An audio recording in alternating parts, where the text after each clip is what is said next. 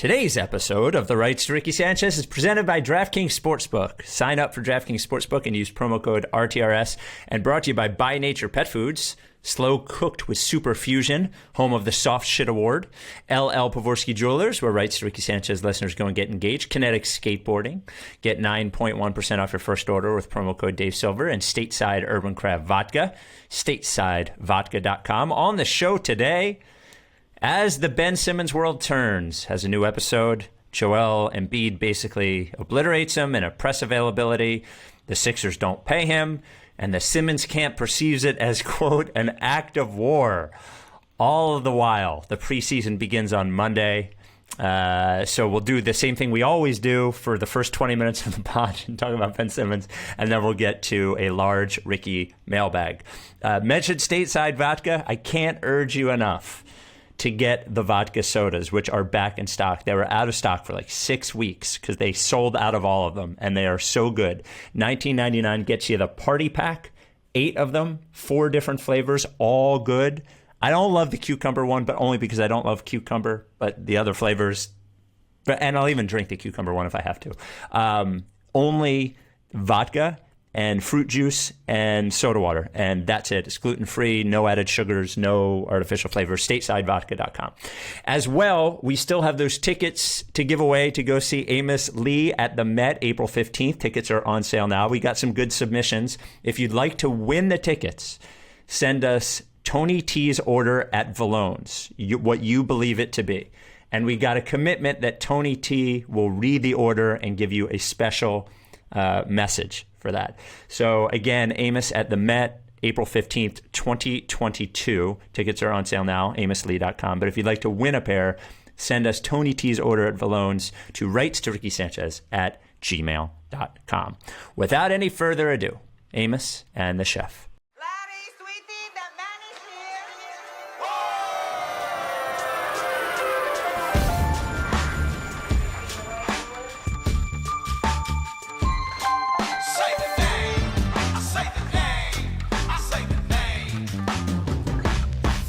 We were right, y'all. We were right. Even when it went wrong, we were right. We was right, y'all. We were right. So say the name. Say the name. We were right, y'all. We were right. Even when it went wrong, we were right. We were right, y'all. We were right. So say the name. Say the name. Say the name.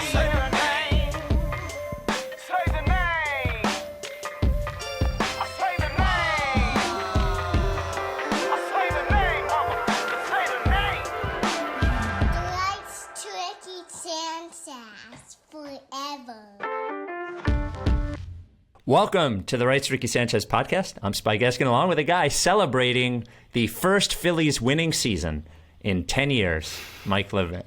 Right? You're probably head over heels about it. Those motherfuckers. What are we doing? What a horrible organization. Top to bottom. What a city to live in. What are we doing? Love being a fan. It's just so rewarding. A fan. A fanatic even. Yep. What a joke. It is. I hate it. It is rewarding. I hate it. I do genuinely, Suarez is my favorite pitcher of all time. I love him. I think he's the best. He's incredible. If he would, isn't the move, if you're Ranger Suarez at this point, to live on as like what could have been, to just not be a Philly anymore, like go somewhere else so we can always have this version of Ranger Suarez and not have it. He should demand a trate. Yeah, I would demand a trade. Do you remember? Well, you might be too young. Are you too young to remember Pat Combs? Yes. So Pat Combs was a Phillies pitcher in the early 90s, and he had this, or Tyler Green for that matter, and had like great... Tyler Green, I know. The knuckle curve, Tyler Green. And just had, but Pat Combs had like I think his rookie year was like 10-10 or something, and everybody was so excited about Pat Combs, and then he just became so regular. I think Ranger Suarez has just got to leave. No. So let's start off with the Ben Simmons stuff. I'll sort of like go in order here. Joel Embiid was asked after practice to react to Ben Simmons's camp's wish that he not play with Embiid anymore, and he needs a team that is centered around him offensively. Boy, Embiid just sort of let loose. I I feel like our teams have been built, whether it's the shooting need or the stretch five and all that stuff. I feel like he always had it here, and we still have it.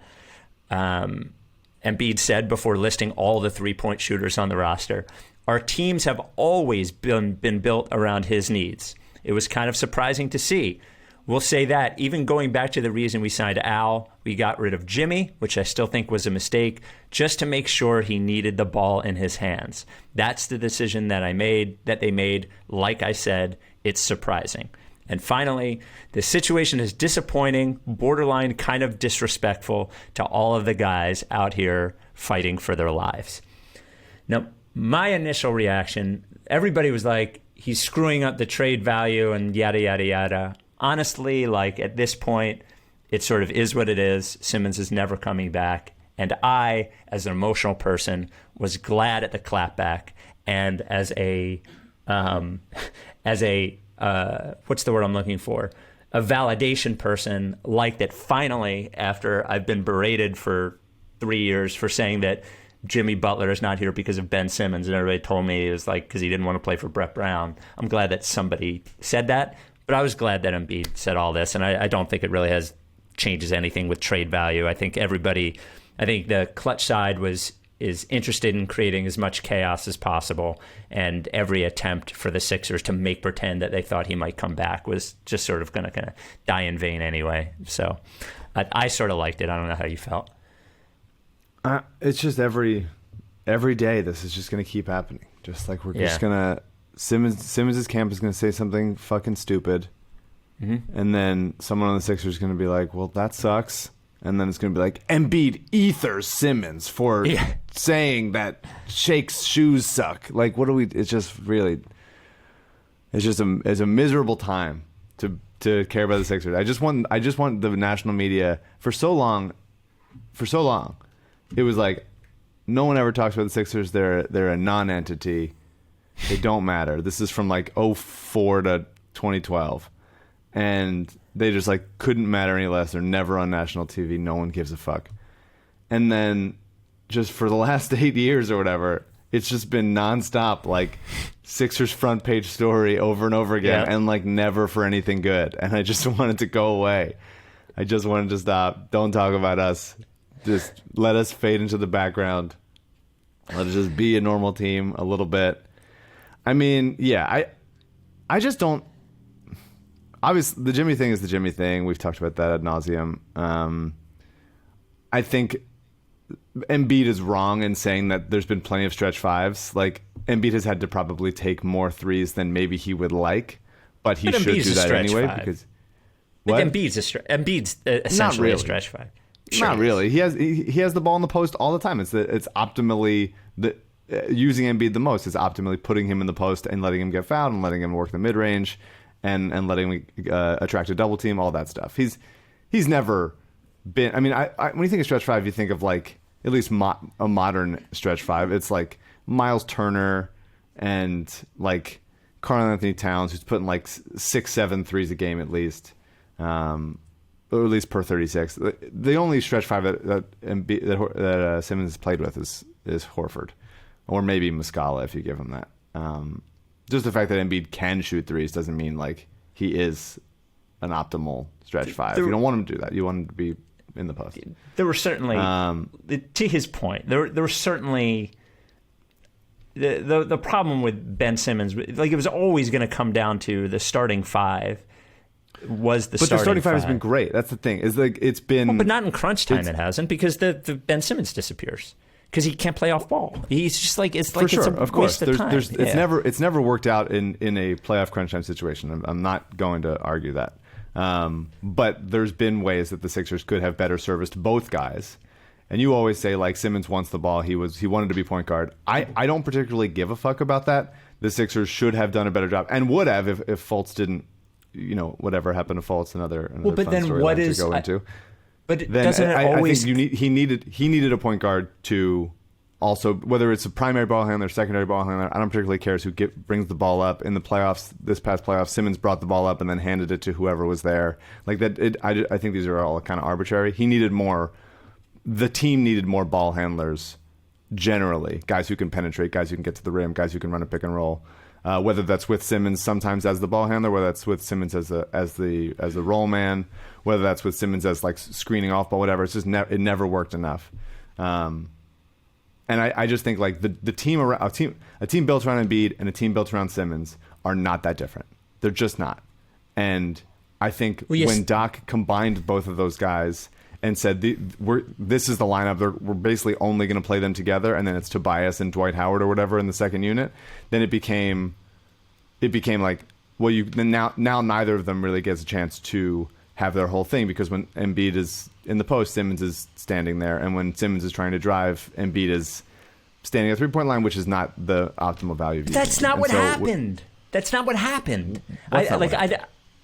There was never an opportunity in a real opportunity in the playoffs where Simmons was trying to drive the lane and Joel Embiid was in the way. Like, that never happened. In this playoffs that didn't happen. Like we're not arguing that like it's not going to work. It's just like they could have done a better job to surround both of those guys successfully, and now both of those guys are arguing through the press stupidly, saying like, actually it was this thing, and Simmons' camp is going to say actually it was this thing, and they'll both have points, but like it's ultimately on the Sixers front office to make it work, because these are two talented guys that have coexisted in the regular season that didn't succeed enough in the playoffs because either they didn't have enough time together. Simmons was a rookie at one point. Kawhi locked him down in the Toronto series, and then the Hawks series, everything fell apart. Like it just it was 3 playoff series that it fell apart with the 3 of them, and it hasn't been enough. I know that like it could have worked out, and it didn't. No. It hasn't been. It's over. But like the Sixers did a bad job to surround him. Both guys had definitely had faults and are to blame for a lot of this, and we're past it. But it just, it's a lot of blame goes around, and it's not as easy as everyone just like claims it is. I agree it's not as easy as I agree. There's a lot of blame to go around. I agree that it's not as easy as everyone says it is. But I don't agree that they could have succeeded in the playoffs. I just don't, and I agree. Obviously, I've been saying for years they don't have a primary ball handler. Like it's been my like who's creating offense from the perimeter at the end of games. I've said it a bazillion times. But all that said, if that person exists, Ben Simmons, there's nothing for him to do.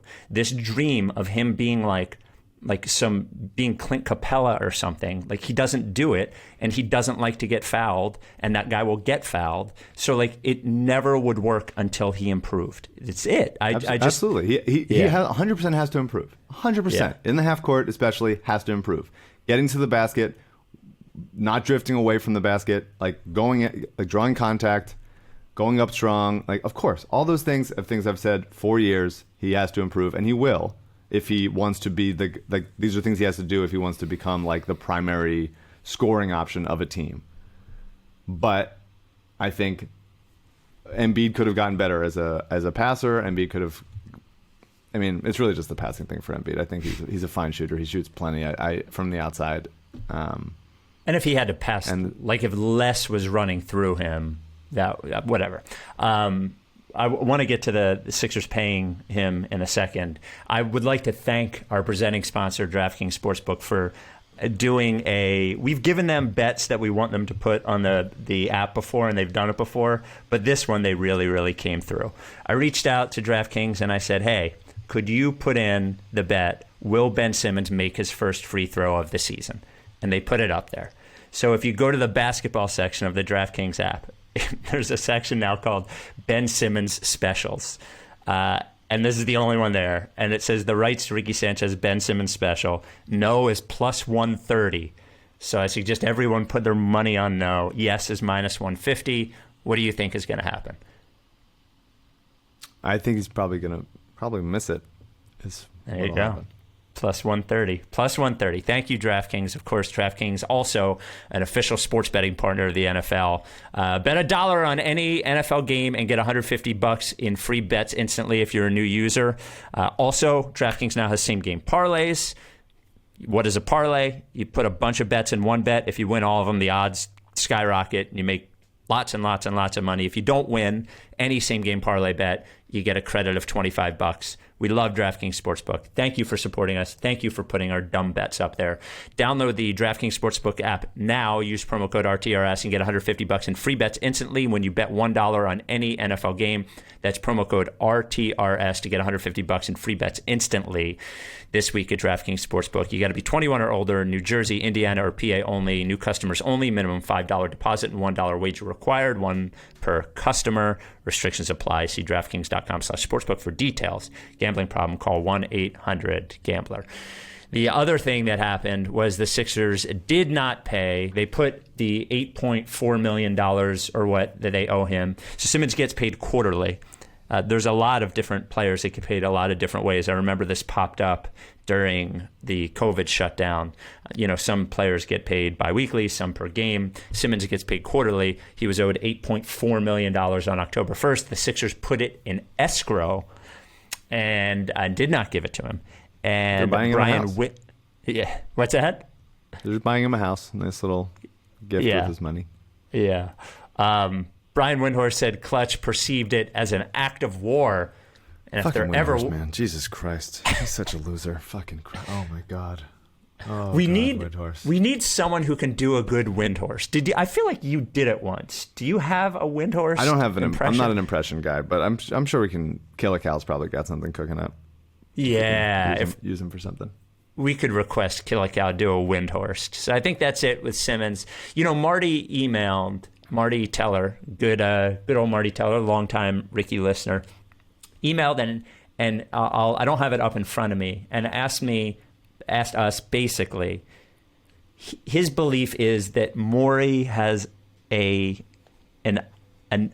insight that he believes a Lillard or Beal thing is happening soon, and that's why he has not made a deal yet. And he asked, how long do you think he would have to wait for that not to happen before he would make one of these lesser available deals? And my thought is he thinks it might happen, but he's just sort of like gambling a little bit, and I think he'd probably wait 2 weeks into the season. Do you have a guess on that, on both of those things? Well, so the Wizards just offered Beal the max contract extension that he is now eligible for on the first day that he was eligible for it. He has yet to my knowledge, take it or respond or anything like that. And Lillard's just doing his thing. The Blazers just picked up Nas Little's fourth-year option, so that'll probably keep him in Portland for another decade or so.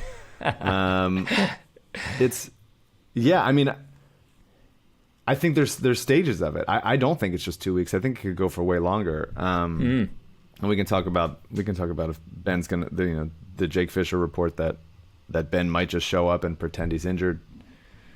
I just think that guy's getting a lot of bad advice. Everybody's getting so much bad advice. Like, this is just getting bad for everyone. It's really stupid. But I think if you're Daryl, I think you're like, at this point, the value's never been lower, and you just gotta. You've been hoping for months now to wait out the idea that everyone just forget for a little bit about the Hawks series. Just please, everyone, just forget. Put it in the rearview. We'll play some Ben Simmons clips. Get Ball is Life to tweet some vintage Ben moments, and everybody be like, oh right, remember, not that Hawk series. But the fact that they keep is like a friggin' vintage Real Housewives fight at every single turn, every 3 days, which is great on Housewives, but I don't like it now when it's about my guys. Then it just keeps bubbling up to the surface really easily. So I could see it being like, okay, he's going to wait. We're already past the first day of media day and training camp, and the preseason is on Monday. So we got through the hard part. Give another 2 weeks, and then it's like, okay, the regular season's starting. We'll get through that, and we'll see how they do, and they'll probably be like a 500 team for a little bit, and it'll be like, that's okay enough. So let's see how they do. You're still waiting for somebody to get hurt, or some fortunes to change, or some shit show to happen somewhere else, which it will. You just need it to happen in these particular places where they have a guy that they would be willing to move. And then it's like, okay, well then it's December. and it's those other contracts are now tradable that they just signed in this offseason, so now you can stack those contracts. And then if that doesn't work, then it's like, okay, well, the trade deadline is right around the corner, and it's February, and so like I think you can start to be like, well, I can wait a little bit more. And if the Sixers play fine, if they're like in the 6th seed or whatever, I think I just because it's Daryl, if it was some other GM, if it was Tony DeLeo, I think he'd be gone already. I don't think there'd be the stomach to hang on to him and not make the best possible trade, even if there's a 20% chance of a Beal or Lillard trade in the next month or 3 months, whatever. I think Daryl's going to be like, that gives us the better chance to win the championship than doing a C+ trade right now or a week from now. And so again, another GM, I would think they'd probably lose the stomach for it. But I think Daryl has been close enough to a really good team for enough times in his career, both here and in Houston. And I think he's like, I really want to win a championship. I have Joel Embiid. I have this big trade piece that I don't love the idea of selling under value. And as much as it hurts to like deal with all this bullshit, I think he's going to wait until the last possible moment to trade him, unless it's for those guys.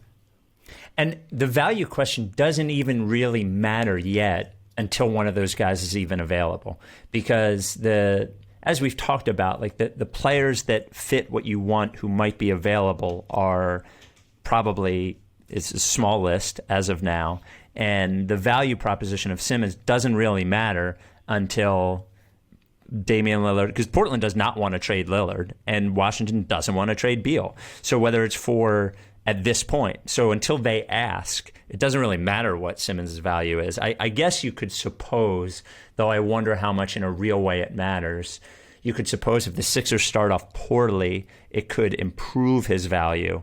But I also think that in that same supposition, you could say if the Sixers start off well, you've said his value has never been lower, which is true, but it doesn't mean that it couldn't be lower, I assume.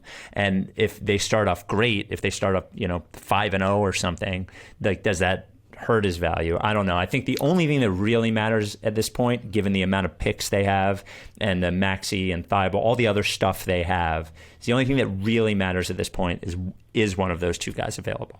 Because beyond that, it's still just a mishmash of other stuff that doesn't really move the needle in a significant way, So yeah, or some other surprising person, which you don't expect for now, and then which always happens, could become for now.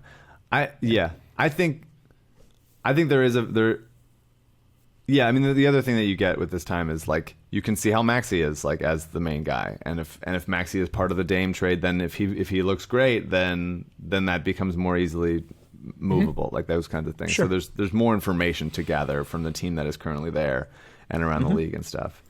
Not concerned about. I mean, if they start 5-0, then great. I don't think that reflects poorly on Ben or anything, because the Sixers were the number 1 seed in the East last year, and it's the playoffs that we know that they're like capable of being good, and I think that they will struggle at times this season if they don't have Ben, if he sits out the whole year. Well, then what would make his value go up? Just time? I think like time. I think mostly time. Like people are leaking reports like the Warriors wouldn't trade like Jonathan Weissman and like Moses Moody or Kuminga, whatever, for Simmons, and it's just like go fuck yourself. Like of course you would. Like of course you would. Unless like but they only have one. They only have one move in them too. Sure. Like, yeah, that's all their stuff. I guess it's fair, right? but I guess it's fair in the sense of like we only have our one move. That makes sense to me. As far as a value judgment of those guys, like they're not going to be as good as Simmons. None of those guys is ever going to be as good as Simmons. Weissman fucking blows, and Kuminga is very raw. I love Moody. I think they're both going to be good at some point, but like none of them are going to be as good as Simmons. It's not close. And Simmons is still young. He's still got 4 years on his contract. We know. It's it's a very like vultures are circling situation around the league, like consistently. It's been a vultures for months now, and it hasn't died down. People are still thinking like a lot of GMs are probably like, even if they like Darryl personally, they're probably like, fuck Darryl, like he gets this credit for being like this like asset wizard or whatever, and they're probably like, I'm gonna fuck him over. I'm gonna win this one. Yeah, I'm gonna win this one. I'm gonna like take him for all he's worth for some team, and they're gonna still like not be a championship level team. And they're just like, why not? Why wouldn't I offer the lowest amount of value possible? So like Until around the league, everyone is just until you have to. And so we'll see. There was a report today, like from I forget where, but that like there's 7 teams still circling or whatever. Oh yeah, whatever it is, and it's like the Cavs are still in there, the Wolves. It's like all those teams are still going to be interested. It's just a matter of when it's like when Daryl is like, okay, we're moving on to these teams, not either Wizards or Blazers, and when those guys are like, okay, there's like we're towards a goal line here. We have to up our offer to be realistic, not this fucking like discount price that we've been trying to go for months now. Sure. Same thing happened with Harden. Everybody dicking around until it's time. Yeah. Like, unless you believe that Morey's not going to call you and say if he gets a good offer somewhere else, that he's not going to call you and see if you'll up yours, which he probably would because that's what he would do. You know, you're going to hold on to it until it's go time. I'm going to hit you with a listener. I believe the listener submitted jigsaws have been very good lately. Amos even remarked to me that he's enjoyed the listener submitted jigsaws. Jason Lipschitz has reminded. So this one comes from Chris. Chris says, I think this is an easy answer, but I don't know. So option number 1, for the rest of your life, every time you sit down to poop and you also have to pee, your pee does not go in the bowl, but instead squirts out the little gap between the seat and the bowl and goes all over the floor. That's every time. And the second option is you forget and cannot learn any table manners. No matter where you go, you chew with your mouth wide open, talk loudly when it's full, spitting pieces of food everywhere. The rest of your life, which one are you picking? Alyssa frequently makes fun of me for the way I hold a fork. How do you hold it? Like a hungry man's grip. My friends have done it for a long time. What, like this? Made fun of me for that. It's kind of just like caveman style, like just a machine, like a sort of cranking motion. It's not pretty. If I think about it, I will be like, wait, I should be an adult.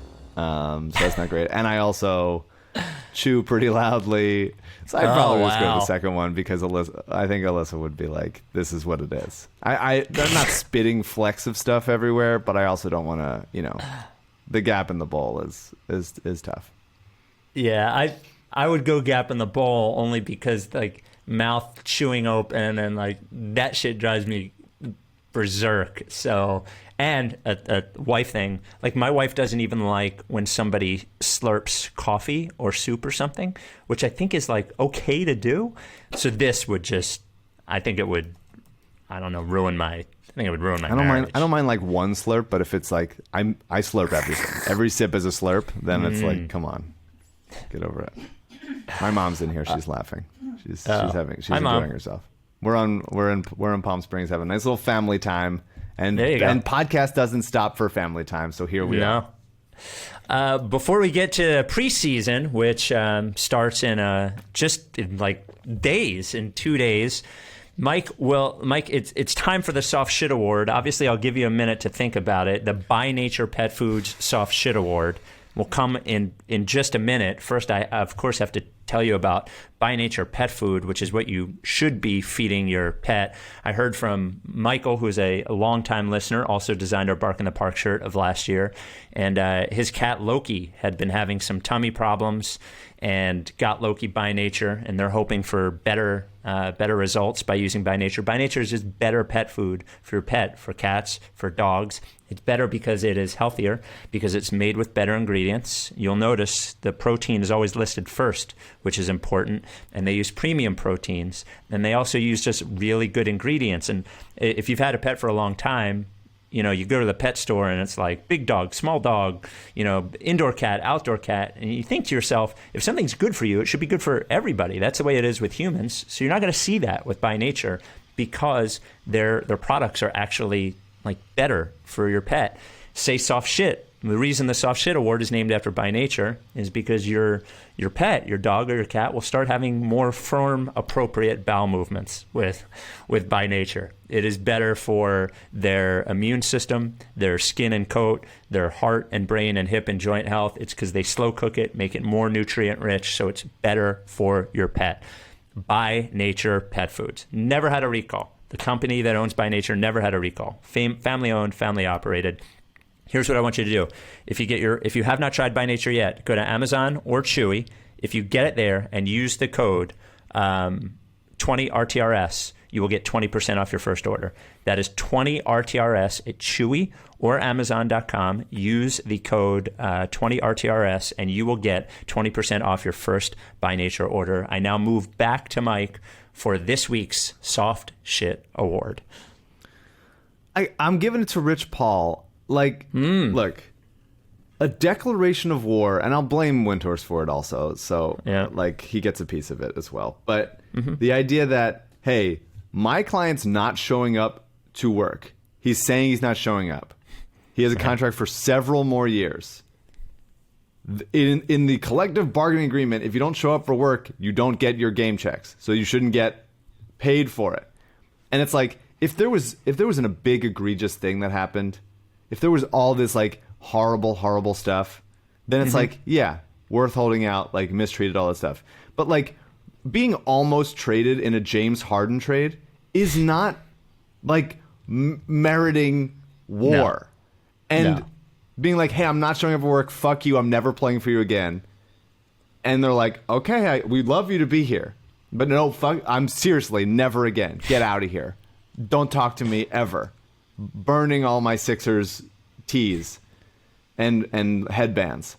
They're burnt. And they're like, okay, well, if we really would love you here, but we simply can't pay you. We cannot pay you if you're not showing up. And then turn around and be like, well, that's war. I know war so well.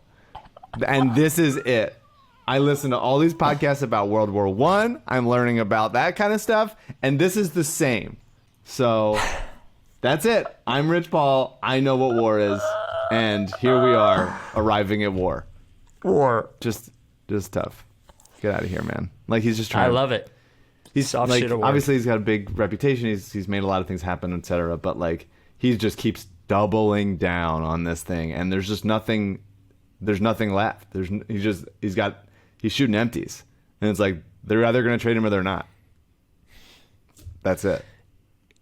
Just go to bed. The Sixers have two. Just go to bed. The Sixers have 2 preseason games this week. I can't believe it. We got to watch games again.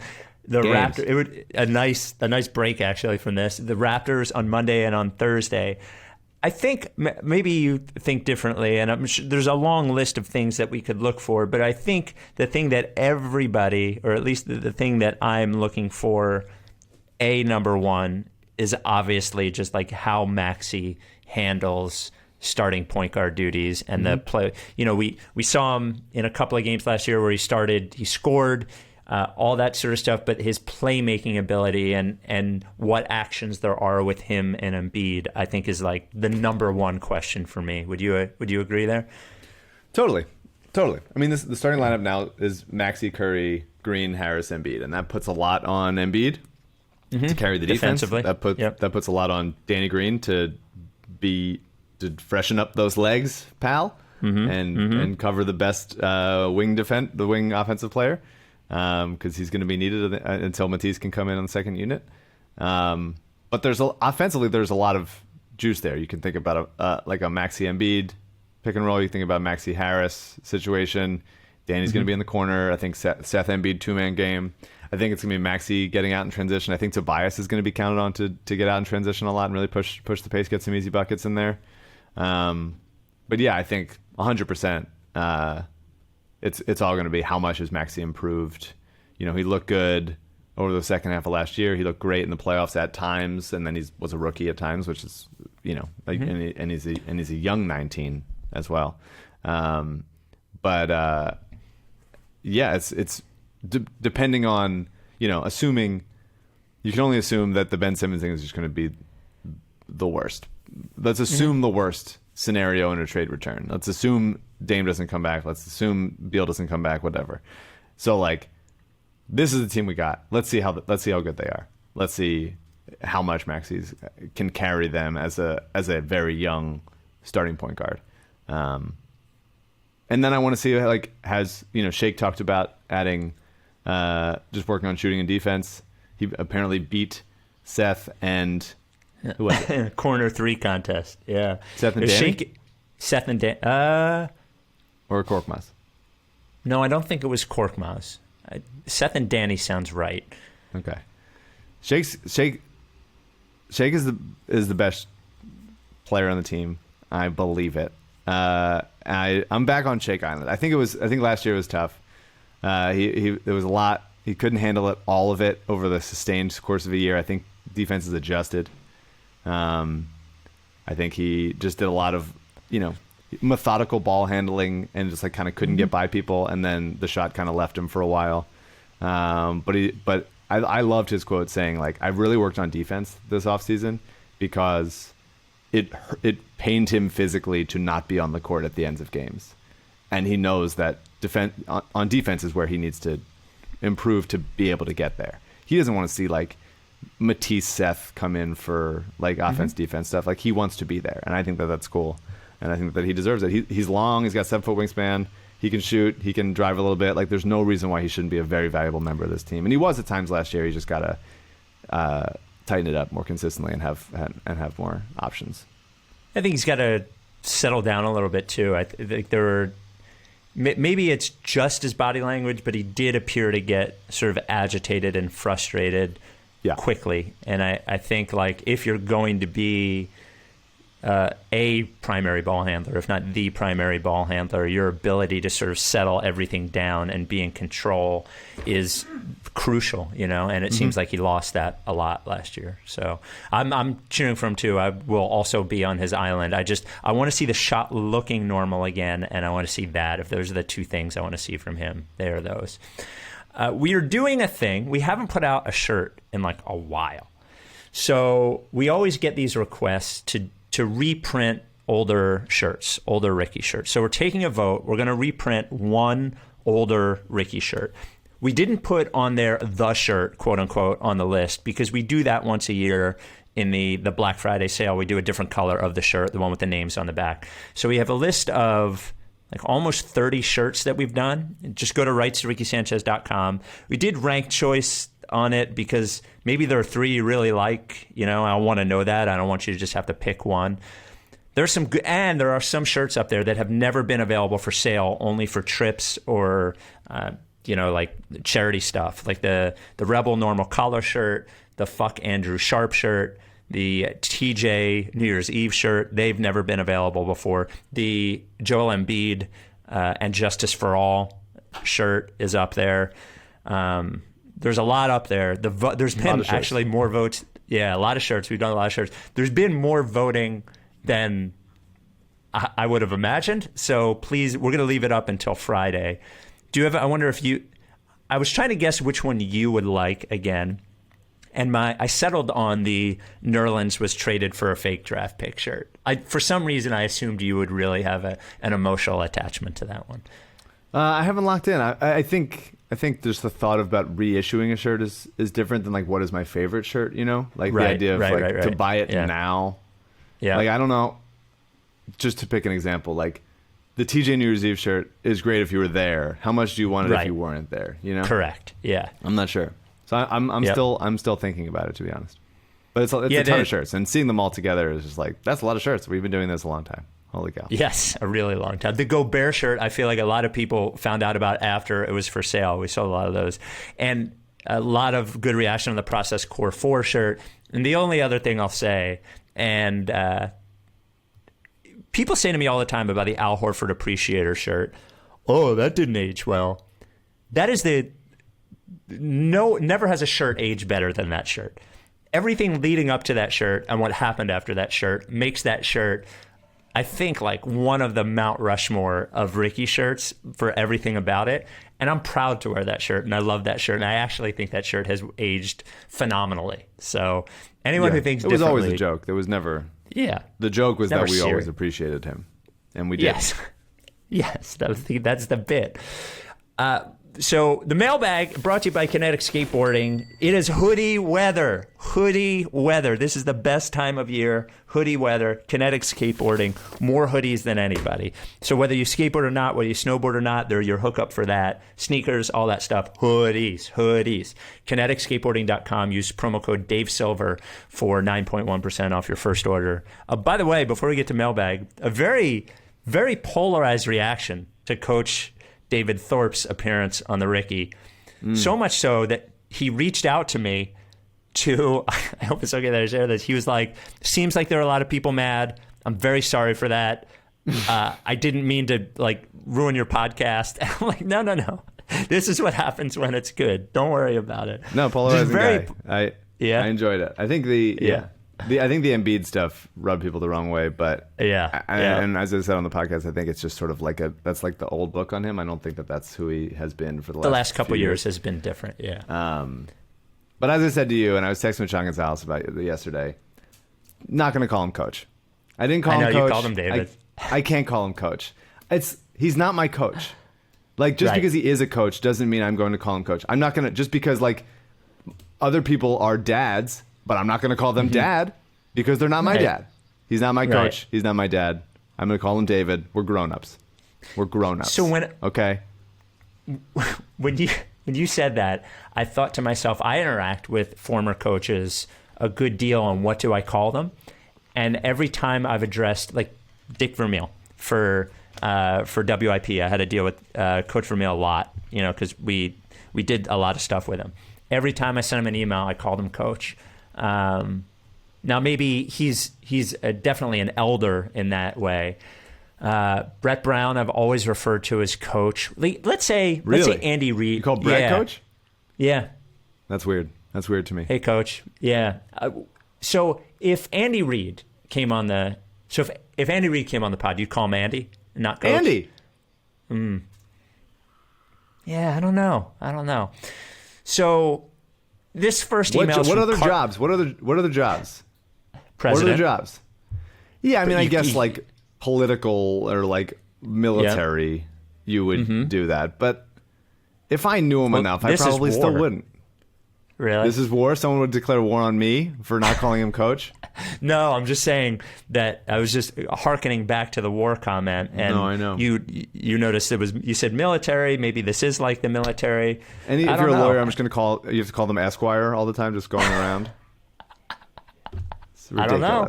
I do call the coaches coach, yeah. I liked him. I enjoyed him, and I enjoyed the conversation. I thought it was a good guest. I thought it was a really good guest, and I thought we pushed back just enough on what he was saying. Somebody mentioned on Twitter, I forget who it was, that when we have guests of that, like that sort of separated from us, but of national, they're always surprised that we know what we're talking about when it comes on the podcast. And I do think there is some of that. Like his tone to me when he started was like, I know you think everything the Sixers do is right. Like this is not it's a fan podcast, but we hate them more than we like them. So I don't think people are expecting.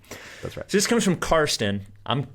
I think I know the answer to this. Basketball question. Remember, send us right to RickySanchez@gmail.com. One basketball, one non-basketball. Basketball question from Karsten.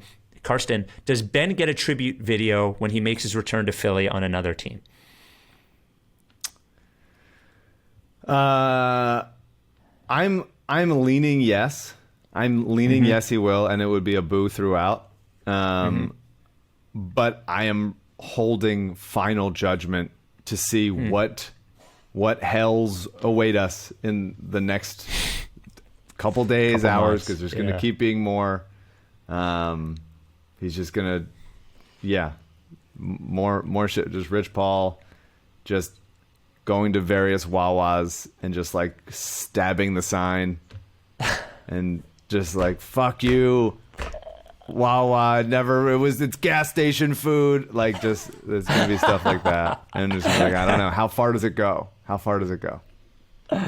Pissing on the Rocky statue, you know? Yeah. And I think they definitely will. Now, I remember, obviously, it was not nearly as contentious as this with Andre. And Andre Iguodala had a great final playoff run with the Sixers before he left. But I remember what they did was the video started with such great moments that it excited the crowd, and they sort of buried and thanks Andre Iguodala and moved on. And it's sort of like when I used to work for music stations, when you would do like a stage announcement at a concert, you would never say the station or your name first. You always want to say the band that they're excited for first, get them riled up, and then throw your name in the middle there. So I think they will, because they've been very tributary to every former player, even more so than they should have been. But I do agree with you. I think that's probably a marketing decision made by a lot of people. I think Schaller is probably, like, I think there's a lot of people that are involved in that decision, actually.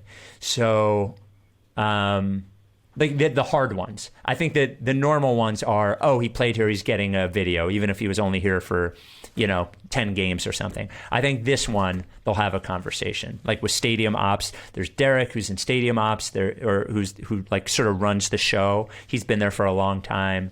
There's, there's and they Schaller, have a good handle of how much Heck Jared Bayless everyone wants to see. Yes. Well, Jared, look, they put the Bayless thing right in, like in the middle, and people still found it and booed. So I don't know. Right in there. Karsten's non-basketball question is, what is your favorite soup? You a soup guy? Yeah, I like a soup. I like an occasional soup. I don't know that I think a tomato basil, just a really nice, refreshing lunch soup.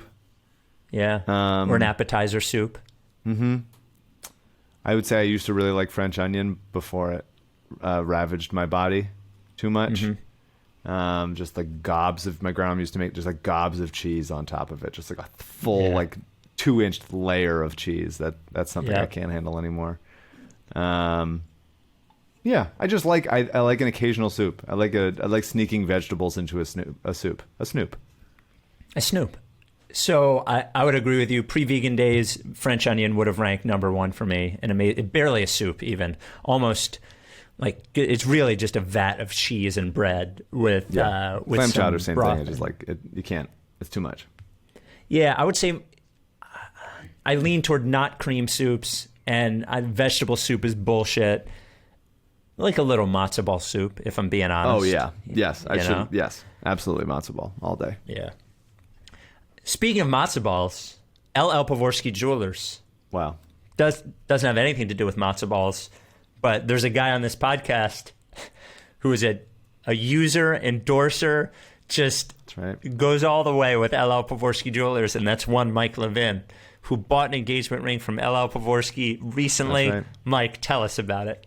Oh, every time we're gonna do this, the story. Well, I have years of doing the commercials, and I just feel like I can put this one on you. I can't do the tell the story and also think while you're doing the spiel, think about the tagline. I can't do both. That's a good point. Is the tagline on me then? I can keep talking about it. Look, this is the first time I've seen my family since Alyssa and I got engaged.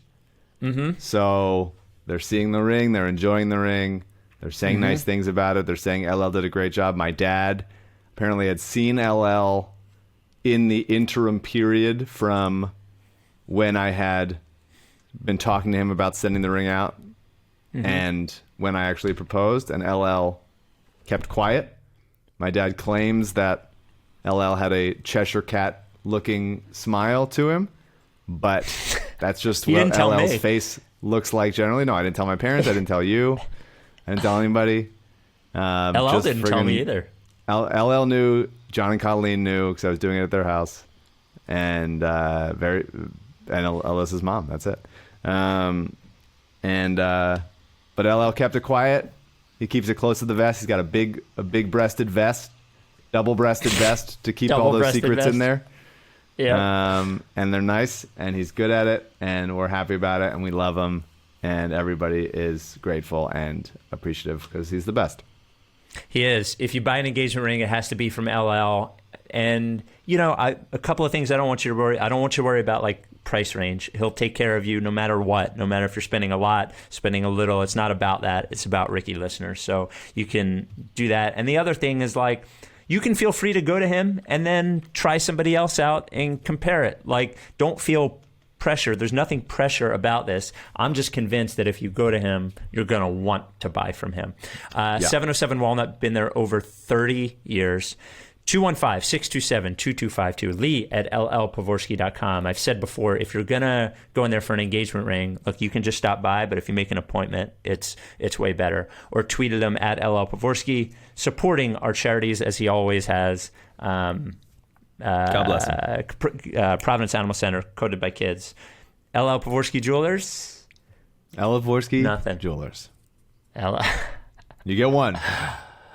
Yep, that's fair. That's fair. I'll come up with one for next time. All right, back to the mailbag from Bill.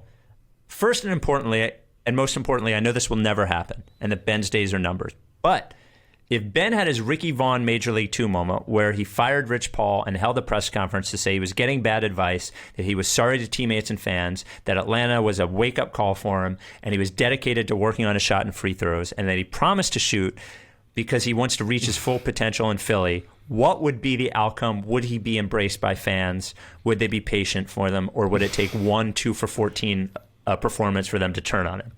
That sounds like the most... That sounds like the most wrestling promo I've ever heard in my life. He holds a press conference. He rips off his shirt. He fires Rich Paul there. Rich Paul is, in this instance, Rich Paul is like Paul Bearer in my mind, just getting screamed at and thrown out of the building.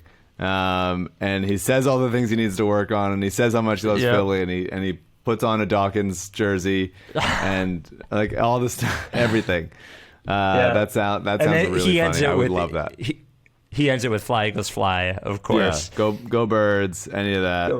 The Old Fanatic was better, and all the hits. And that would be great. I can't see it happening. If it did happen, if he really leaned into it and did it like a wrestling promo, I think 100% he'd be embraced. I think 100%. If he really went for it, he doesn't have the personality to do that. But if he really did, I mean, like Jimmy Butler could have done that. But if Ben did it, anyone did it, that would be 100% embraced immediately. I think 100% embraced. Pile drive your dad off the stage or something like that. Anything like that would be incredible. Fire Doc, even though he doesn't have the ability to. Just take full ownership of the situation. I think I agree with you. He would be embraced, but I also think the leash would be short with fans. I do think if he settled into his normalcy, I think they would have a long memory in that case. But I will say that is the least likely thing to happen in the world. To hold that press conference and do that, it's less likely than Tyrese Maxey becoming a borderline all-star. It's less likely than Tobias shooting like 9 unconscious threes a game. It's less likely than I would say even Ben shooting like 50 threes next season on whatever team he's on. I would say this is the most unlikely thing. I actually think it's more likely that mid-pod you say to me, I was listening to Tucker Carlson, and he does have a point when he says, that would happen. Wouldn't happen. Yeah, no thanks. This comes from Bob. Can I propose that if Mike does have a bathroom named after him, it be called the Mike, quote, Big Dog Levin bathroom? No. I'm assuming he'll say yes. No. No, Big Dog. These are mixing bits. You can't mix a bit. You have one joke, and it's a hat on a hat if you have multiple jokes in there. So this is... We are down the road on someone bathroom. Professionally at a business naming a bathroom after me. Yeah. And it's between Mike Levin Memorial Bathroom or the Mike Levin Memorial Facilities. I like facilities. I like facilities, but I think just calling it what it is.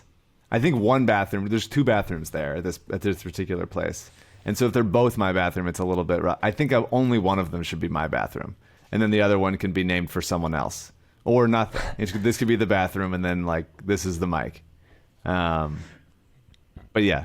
We'll fit Big Dog in something else, but not in the bathroom. The bathroom stays bathroom. We got a basketball and a non-basketball from JB. The basketball question, he goes, basketball question because I have to. Which current NBA broadcaster would be the best basketball player in the current skill, age, etc.? So I didn't know if he meant at their peak currently or if he means now if they were thrown into a game. I do think that Reggie Miller, as good as he was, well, would the fact that everyone could shoot threes make Reggie Miller less valuable or more valuable? I mean, Reggie's incredible. He would shoot like 12 threes a game Easily. in today's NBA. Yeah. And that's good volume. Yeah, I mean, Chuck, trying to think. Oh, Weber. It would be Weber. I was thinking Weber as well. Yeah, it would be Weber. Grant Hill is an option. Yeah, staying healthy wise. It's hard to because it's not quite that fun going like, hey, these guys were excellent players in their prime, and they'd also be excellent players today. Like it's more fun thinking about like guys that didn't get a chance to because of like some weird constraints of like time. Like Weber got to what was the guy he was like, and he would be that guy today. And Grant Hill's same thing. Grant Hill would be, somewhere in the Kawhi Paul George range, and Reggie would just be taking a ton more threes. So, I think they'd be as good as they were. Yeah, I think Grant Hill is a good call, and I think Weber is good. I do think the Reggie thing is interesting because he wasn't great at getting his own shot. Like that wasn't what he did, and a lot of the best 3-point shooters now are. But I would love to see him, and obviously as a Knick fan back then, he was a nightmare. But I would love to see him, like what his range would be if he had to come back and do it now, like the 2021 version of Reggie Miller range, if he was practicing that stuff. JB's real question, he says, is what is the front and what is the back of a backpack? Is the small pocket furthest from your back the front or the back? Is the part that rests against your back the front or the back? I think the small pocket furthest from your body is the back of the backpack. It is behind the part touching your back when the backpack is being worn, which is what a backpack is made to do. Most of my friends disagree with me. I think the front of the backpack is the little pocket. Yeah. I don't think that's the back. That's the front, right? Yeah. Yes. Thank you. For sure. Like, pants are made to be worn all the time. That's your butt still your butt pack. Maybe that's not a great metaphor, but it's. I don't think the way that it's on your back at the times, like then that is how it is to be referred to. It's still when not they're displayed. Like when you're reaching into it, you're not reaching into it from like behind. You're pulling it out and looking at it like eye to eye as a backpack. Yeah, I mean, when it's displayed or on the internet when you're looking at them, that's what you see. You don't see the part that goes on your back. You see the back. That's the front. Can't wait for Ben to be traded. Y'all are the best, JB. This comes from JoJo, who sends us a note from Melbourne. I'm currently 13-0 against 8-year-olds.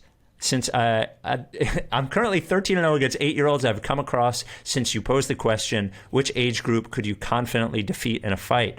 Thank you for giving me an activity to do while we're stuck in Simmons purgatory. I'm from Melbourne, and from what it's worth, Melburnians and Australians also don't like Ben. He doesn't display the Aussie traits of being a battler, hard worker, and maker of free throws. The Ben saga has allowed me to filter between true process fans and those, oh, that team has an Aussie in it fans, as there has been an uptick in Sixers merchandise being worn. So that's something. I do see that a lot on social media. It seems to be a very distinct split between Australians.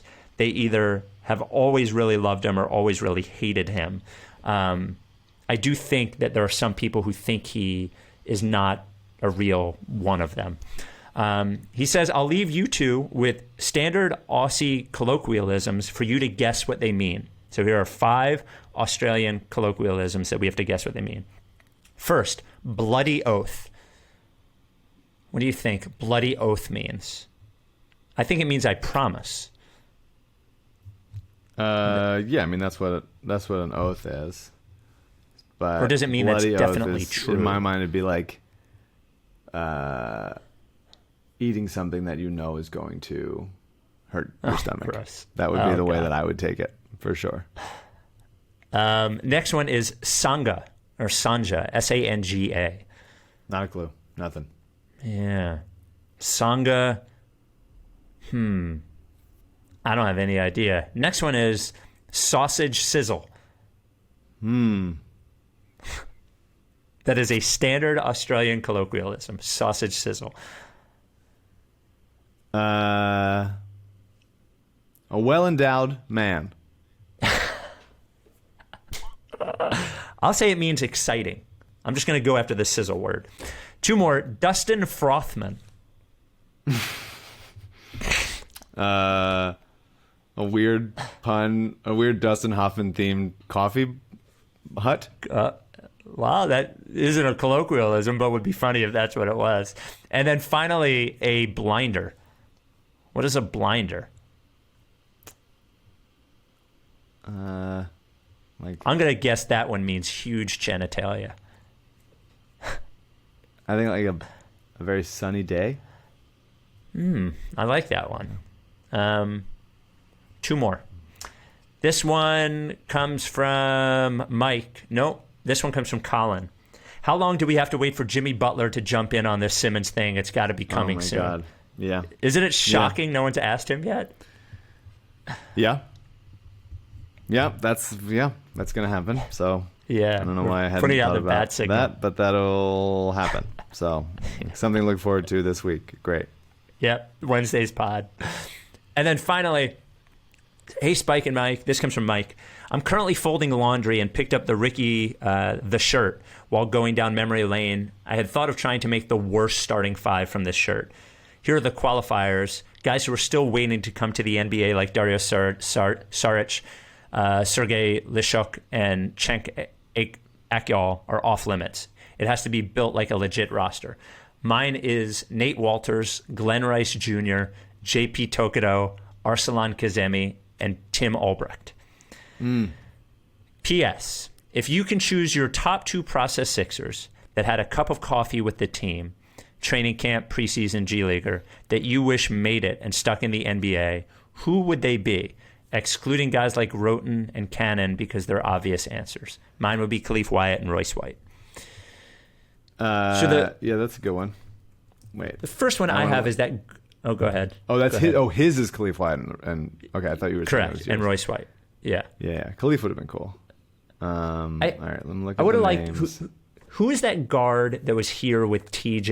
It was a shooter that seemed like he was going to make the team and not TJ. You're talking about University of Florida's Scotty Wilbekin? Yes. So I would pick him, and I would pick Pappy Jack. Was he he's a process Sixer, right? Pappy Jack? Yeah, for sure. Yeah. I'd pick those two dudes. Yeah. That's interesting. I'm looking around. Choo Choo would have been great. Hard to pick against Choo Choo. Khalif Wyatt's a good answer. Would have been nice if he made it. Other guys that I love. You would have loved KJ. Well, KJ was on. He did. Yes, right. He doesn't count.